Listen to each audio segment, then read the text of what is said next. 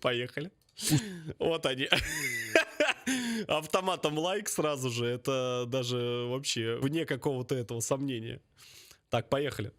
Россия 23, дизайн дома. Успешные люди говорят, для того, чтобы чего-то добиться, нужно двигаться только вперед, никогда не оглядываясь назад. Однако порою, посмотрев, что у тебя за спиной, ты понимаешь, это квартира без ремонта. Разбитые стены, отсутствие обоев, оголенная проводка. Люди, живущие в этом доме, не первый год жалуются на разруху. Как говорят жильцы, причина — безответственный подрядчик. Вот договора 2019 года, пожалуйста. То есть в 2019 работы должны были быть завершены. И вот, пожалуйста, вот, 2021, 2 года прошло, ничего абсолютно. А вот договор от вчерашний договор, то есть, что сегодня здесь будут проводиться работы, то есть подрядчик будет что-то, выполнять какие-то работы. И что? Где он? В органы, конечно, обращались в жилинспекцию, в управляющую компанию, в органы опеки. Везде говорят одно и то же. Это его квартира, мы не можем заставить его делать ремонт. По словам мужчины в новой красивой куртке, жители этой квартиры с завистью смотрят на ремонт в подъезде, с полным пониманием того, что подъездные бомжи живут в более лучших условиях. Для того, чтобы выяснить, в чем причина застоя, мы обратились в офис подрядчика, который находился в 2 шагах от объекта. Это Владимир, руководитель подрядной организации. Зайдя в его офис, стало понятно. Подрядчик находится в невменяемом состоянии. Стало очевидно, в этой организации не все чисто. Это заметно, потому что руководитель начал скрываться и запаху. Я вчера ремонтом занимался. Что ты врешь? Что ты доебался? Подрядчик утверждает, что вчера на объекте проводились некие работы. Для того, чтобы выяснить, так ли это на самом деле, наша съемочная группа запросила вчерашнюю запись с камеры видеонаблюдения за объектом. Детально изучив эти кадры, нам удалось выяснить, подрядчик действительно проводил некоторые работы с сантехникой.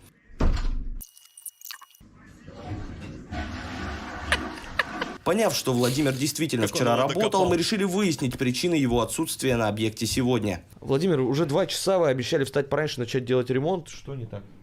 С пацанами допоздна играл. То есть вы допоздна играли с мужчинами, и из-за этого сейчас не можете встать? Лапали пацанам. Лапали пацана? Что вы говорите? Встав с кровати, подрядчик сразу взялся за подготовительные работы. В первую очередь Владимир подготовил самый запущенный объект этой квартиры – Владимира.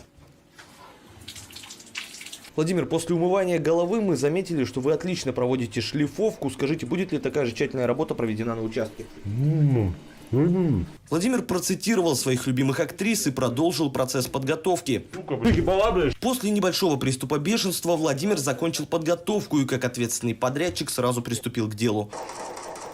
Сейчас Влад придет, будем заниматься ремонтом. Владимир не случайно играет именно в Counter-Strike, ведь парень очень серьезно подходит к подбору дизайна перед ремонтом. Поэтому он изучает дизайн-проекты, похожие на тот, с которым ему придется работать. По словам Владимира, его коридор исполнен в эксклюзивном стиле Dust Modern.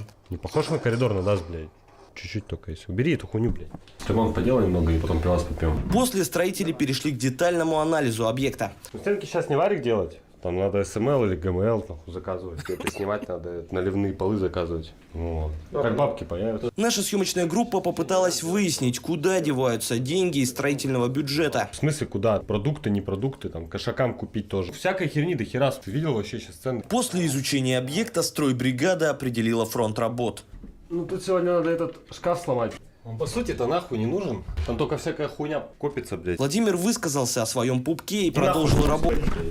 Кстати, у меня вопрос ко всем. У кого есть еще антресоли? Что у вас там хранится? Вот реально, вот у меня хата была, знаешь, у кого? Она и сейчас есть у бабули. Мне всегда было интересно туда залезть. Что хранится, мать его, на антресолях? При этом, понимаешь, я ни разу за всю жизнь не видел, чтобы туда кто-то залезал. Банки с чем? Вот просто с чем банки у вас хранятся? Вы хоть раз туда вообще залезали, нет? У кого антресоли есть, посмотрите, может там уже гомункул, я не знаю, вырос. У меня там брат живет. Нормально. Блять, катушки, я говорю об этой. Владимир искренне счастлив, что с ним на объекте работает друг, ведь ранее подрядчик всегда делал ремонт один. Ремонт один это вообще нахуй противовирусное, блядь. Прежде чем провести демонтаж шкафа, Владимир вытаскивает из него скопившийся хлам. Да, эта хуйня лет 10 лежит, я ни разу не пользовался, блядь. Что там? Дезодорант, расческа? Нахуй, слышь, ебись, блядь, это музыка какая-то, китайская, блядь, на Новый год. Владимир продолжал выбрасывать хлам, скопившийся в шкафу с 90-х. Владимир делает все своими руками. Это его принципиальная позиция, пока не заводить девушку. Что касаемо... Что? Что ты нахуй? Изучив предметы, которые Владимир достал из шкафа, наша съемочная группа обнаружила странное устройство. Как оказалось, это не что иное, как поп-ит из 90-х. Мы решили остановить показ сюжета для того, чтобы разобраться, почему лопанье шариков популярно до сих пор.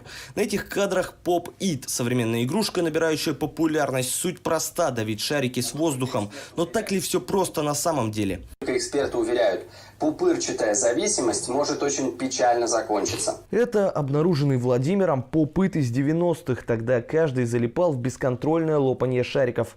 Однако целлофановый захватчик отпускал человека после того, как шарики с воздухом заканчивались. 30 лет изобретатели работали над современной версией поп-ита. Шарики здесь можно лопать бесконечно, а значит, он может захватить человека навсегда.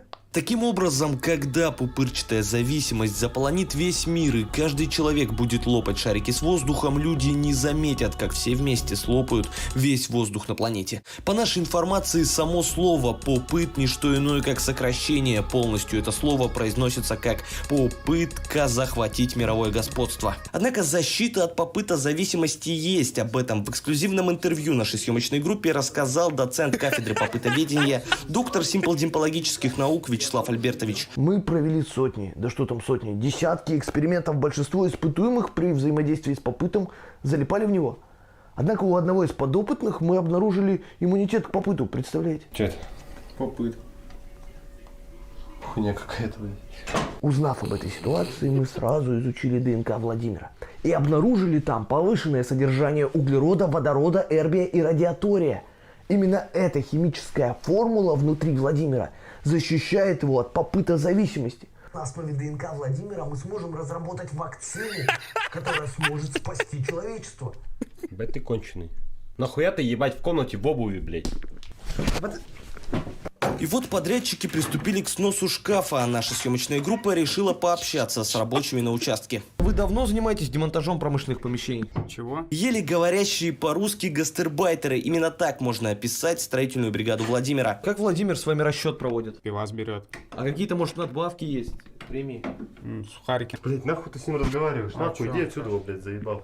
И вот шкаф демонтирован, однако работы не завершены. В процессе образовалась куча строительного мусора. Владимир, как ответственный подрядчик, сразу взялся за его вынос. Сейчас Владик домой пойдет, и мы вынесем. Строительный мусор, который безалаберные бригадиры оставляют на стройках, часто вредит как людям, так и окружающей среде. Это в общих чертах описание проблемы, которую создают конкретные черти. Какие черти?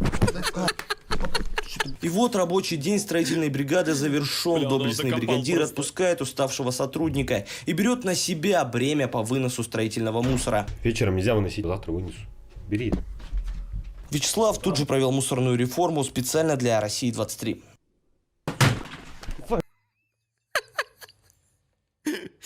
Бля, ну Акань точно доведет этого брательника своего, бля.